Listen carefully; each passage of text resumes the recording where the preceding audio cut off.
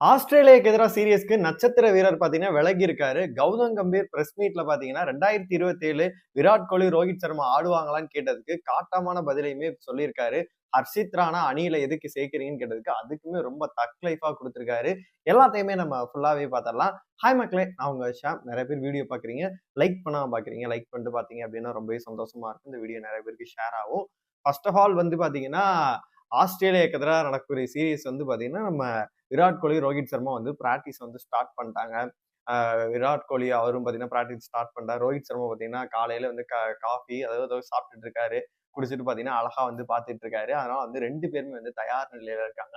கண்டிப்பா ஏதாச்சும் சம்பவம் பண்ணுவாங்கன்னு சொல்லிட்டு நம்ம எதிர்பார்க்கலாம். ஃபிளைட்ல போகும்போது சக வீரர்களோட போட்டோ எடுத்துட்டு போறதா இருக்கட்டும், சுமன் கில்ல 2 பேரும் வந்து பாத்தீங்கன்னா கை கொடுத்து ஹேண்ட் ஷேக் பண்றதா இருக்கட்டும் பாத்தீங்கன்னா அவங்களுக்குடைய மதிப்பை வந்து கரெக்டாவே கொடுத்திருக்காங்க.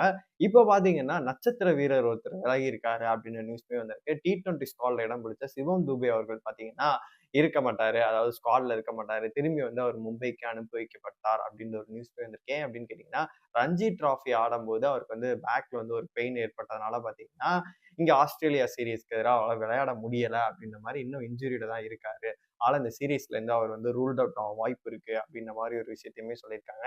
என்னை பொறுத்த வரைக்கும் ஹர்திக் பாண்டியாக்கு ரீப்ளேஸ்மெண்டா தான் பாத்தீங்கன்னா நிதிஷ்குமார் ரெட்டி அவர்களையும் நம்ம சிவம் துபேயும் பார்த்துக்கிட்டு இருந்தாங்க. ஏன்னா அவரோட பிளேஸ் வந்து அழகா அவங்க ரீப்ளேஸ்மெண்ட் பண்ணுவாங்க. ஆல்ரவுண்டரா, அதாவது பவுலிங்க்கும் யூஸ் பண்ணிக்கலாம், அதே மாதிரி பேட்டிங்க்கு யூஸ் பண்ணிக்கலாம் அப்படின்ற மாதிரி தான் யூஸ் பண்ணாங்க. சிவம் துபையை பொறுத்தளவு ஸ்பின் நல்லா ஆடுவாரு அப்படின்றனாலதான் பாத்தீங்கன்னா மிடில் ஆர்டர்ல எங்கேயாச்சும் இறக்கி விட்டு தட்டிடலாம் அப்படின்ற ஒரு விஷயத்தினாலதான் அவருமே எடுத்திருந்தாங்க T20 ஸ்குவாட்ல.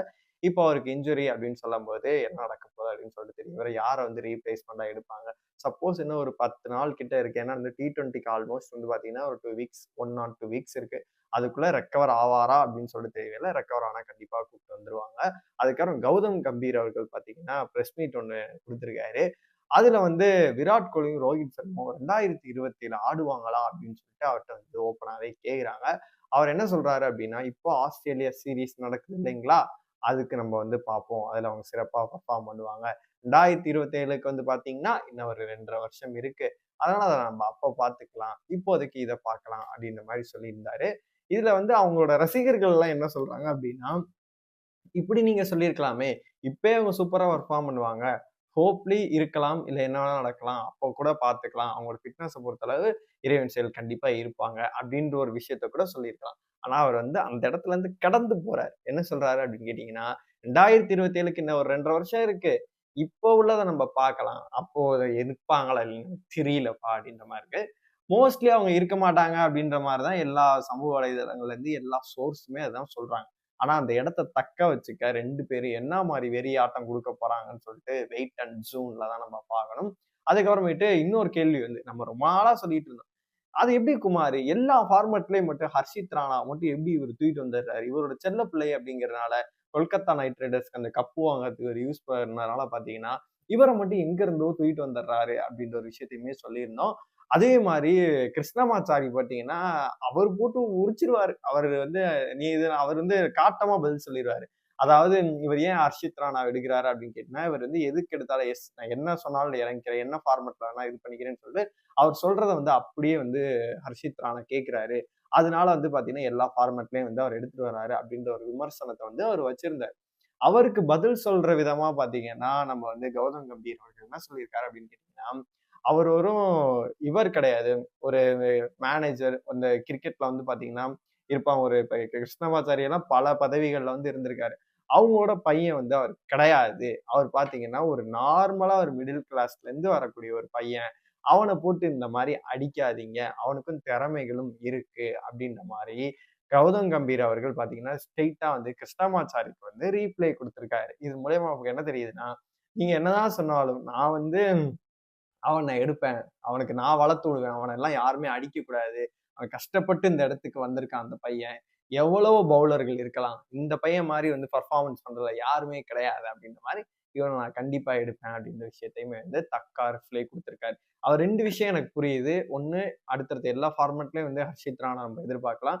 யாராலயுமே தடுக்க முடியாத விஷயத்த சொல்ட்டாரு. 2027 மேபி வாய்ப்பு இல்ல அப்படின்ற ஒரு தோணியில தான் சொல்றாரு. அப்புறமேட்டு கேப்டன் சுமன் கில்ல பத்தி கேட்டதுக்கு, இங்கிலாந்து சீரிஸ்ல இருந்து நீங்க ஃபர்ஸ்ட் டைமா இது பண்ணீங்க.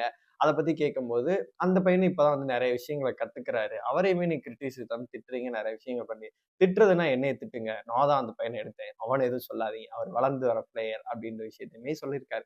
மோஸ்ட்லி நம்மளுக்கு என்ன புரியுது அப்படின்னா, இதுக்கு முன்னாடி வந்த விமர்சனங்கள் எல்லாம் எப்படி வந்துச்சு அப்படின்னா, கௌதம் கம்பீர் வந்து இந்த பொசிஷன் வந்த பிறகுதான் வந்து விராட் கோலியா இருக்கட்டும், ரோஹித் சர்மா அவர்கள் வந்து ரிட்டயர் ஆனாங்க. இவரோட இன்ஃப்ளூயன்ஸா அப்படின்ற விஷயங்களும் ஏதோ ரூமரா பரவிட்டு இருந்துச்சு.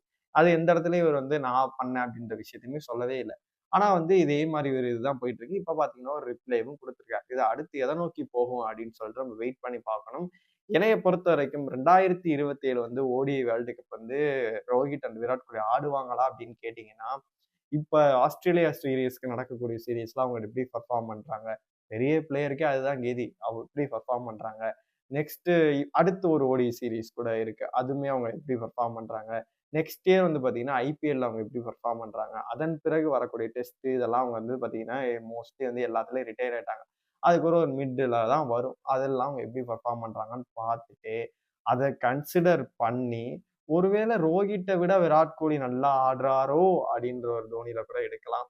இல்லப்பா 2 பேருமே என்னப்பா அவங்களுக்கு போட்டியா வந்து ஏதாவது ஜெய்ஸ்வால் இருக்கான்.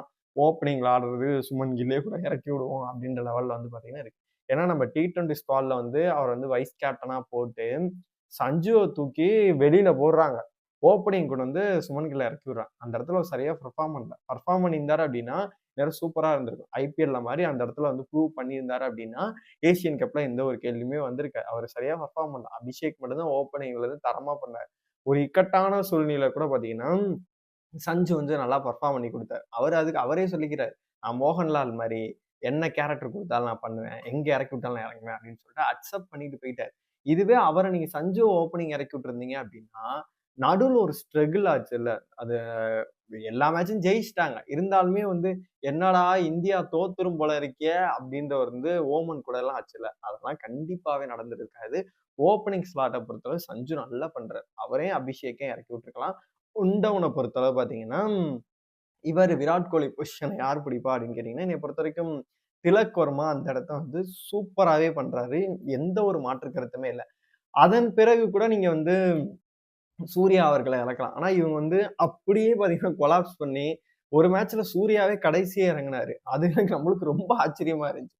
அதன் பிறகு பார்த்தீங்கன்னா, சஞ்சு இறக்கவே இல்ல.